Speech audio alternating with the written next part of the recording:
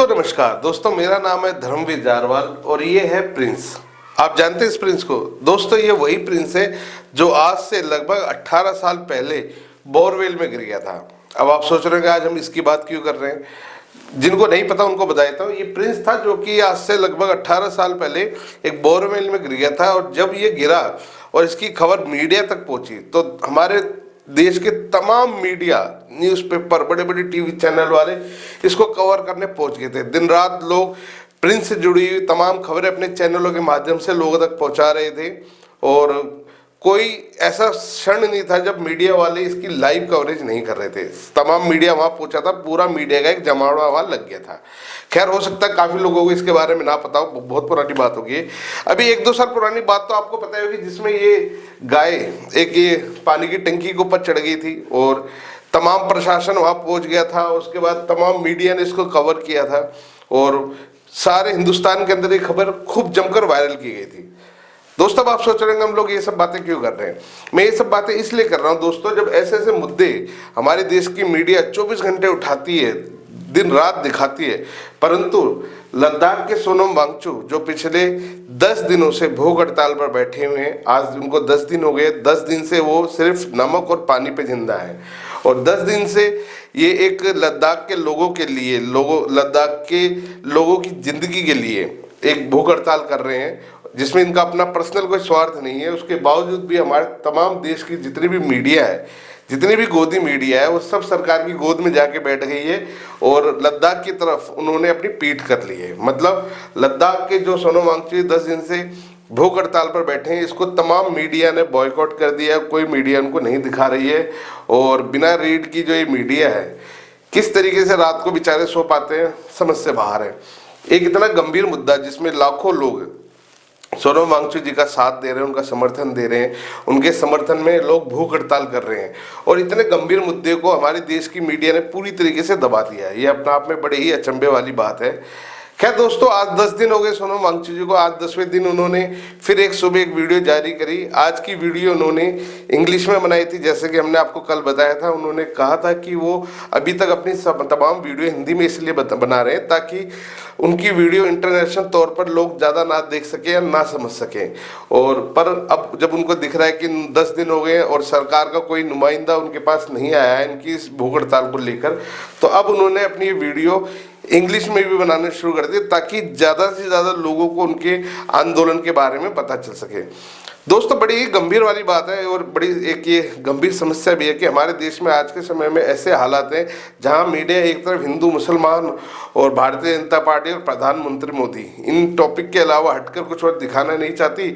और दूसरी बात यह है कि जहां एक साइंटिस्ट, एक ऐसे व्यक्ति जिन्होंने हमारे देश के लिए बहुत कुछ किया है, वो आज भूख हड़ताल पर बैठे लद्दाख के लोगों के लिए और उनको पूछने के लिए अभी तक सरकार का कोई नुमाइंदा नहीं आया। ये बड़ी ही गंभीर बात है और मतलब ये सोचने वाली बात है कि इस तरीके से सरकार के लाखों लोगों के आंदोलन को किस तरीके से दबा रही है। ये अपने आप में अचंभे वाली बात है। खैर दोस्तों, आज सोनम वांगचुक ने फिर से एक वीडियो जारी करा और आज उन्होंने बताया कि लगभग 15 डिग्री टेम्परेचर लद्दाख में है और लगभग 110 लोग उनके साथ आज भूख हड़ताल पर, अनशन पर बैठे हुए हैं। इन्होंने आज बताया कि 2019 के अंदर भारतीय जनता पार्टी ने अपने मैनिफेस्टो में कहा था कि अगर भारतीय जनता पार्टी चुनाव जीतती है तो लद्दाख को 6 शेड्यूल के अंतर्गत एक पूर्ण राज्य का दर्जा दे दिया जाएगा। परंतु चुनाव जीतने के बाद भी उन्होंने पूरी तरीके से मना कर दिया और दोस्तों उसके बाद सरकार ने पूरी तरीके से उनकी जो अपने खुद के जो वादे थे उन वादों से मुकर गई और उन्होंने लद्दाख को 6 शेड्यूल में लाने से साफ इनकार कर दिया, जिसके बाद अब वहाँ के लोगों में आक्रोश है। सोनम वांगचुक ने अपनी वीडियो में ये भी बताया कि किस तरीके से सरकार जो है अपने जो उनके दोस्त हैं, कुछ फ्रेंड्स हैं, अब उन्होंने सीधे सीधे तौर पर नाम तो नहीं लिया, पर सरकार के जो दोस्त हैं जो इंडस्ट्रीज चलाते हैं, उन इंडस्ट्रीज के लोगों को लद्दाख में लाके उनको खनन वगैरह इस तरह की काम करने के लिए दिया जा रहा है। जबकि अगर लद्दाख के हिसाब से देखा जाए तो लद्दाख एक ऐसा क्षेत्र है जहाँ पर वहाँ के लोगों को, वहाँ की परंपरा, कल्चर, इन सब को लेकर लोग वहाँ पे बड़े जागरूक हैं और अगर लद्दाख का विकास करना है तो उसके लिए सबसे महत्वपूर्ण है वहाँ के लोग, उनका कल्चर, उनके हिसाब से, उनकी जानकारी के हिसाब से इन सब चीज़ों को वहाँ डेवलप करना चाहिए। और ऐसा नहीं कि सरकार सिर्फ अपने फ़ायदे के लिए उस क्षेत्र को डेवलप करे, ये बड़ी गलत चीज़ें हैं। और इन सब चीज़ों को लेके उन्होंने एक बाकायदा आज फिर एक वीडियो बना के अपने सोशल मीडिया इंस्टाग्राम पर डाली है। और क्या कुछ कहा दोस्तों उन्होंने अपनी इस वीडियो में, आप भी देखिए। और एक दरख्वास्त जो हम हमेशा आपसे कर रहे हैं और जो सोनम वांगचुक जी भी आपसे करते आ रहे हैं कि अगर मेन स्ट्रीम मीडिया, हमारे देश की जो मीडिया है, गोदी मीडिया, अगर वो इनके आंदोलन को नहीं दिखा रही है तो आपको, हमको सबको मीडिया बनना पड़ेगा।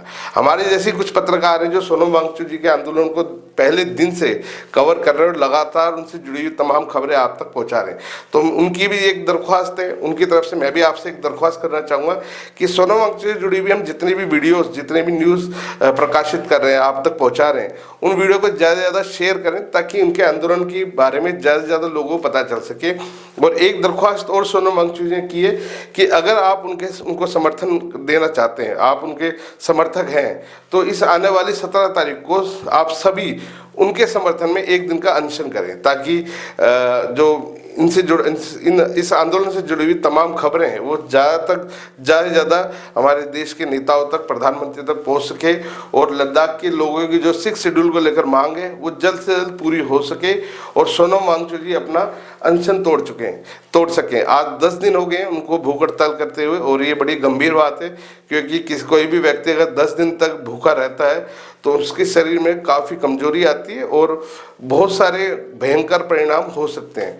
तो मैं तो यही चाहूँगा और सरकार से भी कि जल्द से जल्द सोनम वांगचुक जी की जो मांगे हैं उनके ऊपर सोचा जाए और संज्ञान लेके उनको या तो पूर्ण किया जाए या किसी तरह का उनको एक आश्वासन देके उनका ये अनशन खत्म कराया जाए। तो दोस्तों आप भी देखिए क्या कुछ कहा सोनम वांगचुक जी ने इस वीडियो के बारे में, आपकी अपनी क्या राय है हमें कमेंट्स करके जरूर बताएं और वीडियो सही लगे तो उसको शेयर करना बिल्कुल ना भूलें। धन्यवाद। Good morning.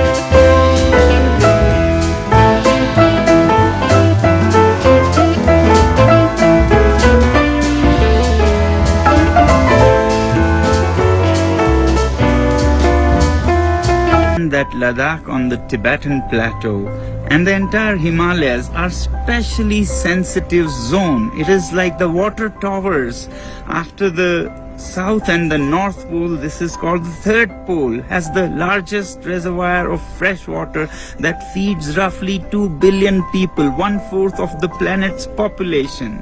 And yet governments, it's sad to see, care only about profits by their industrialist friends in this generation. They don't think about future generations. They don't think about the flora, fauna, nature. And that's perhaps a shortcoming of democracy. Leaders only think in 5-year terms. This could be called at best cleverness. not even intelligence.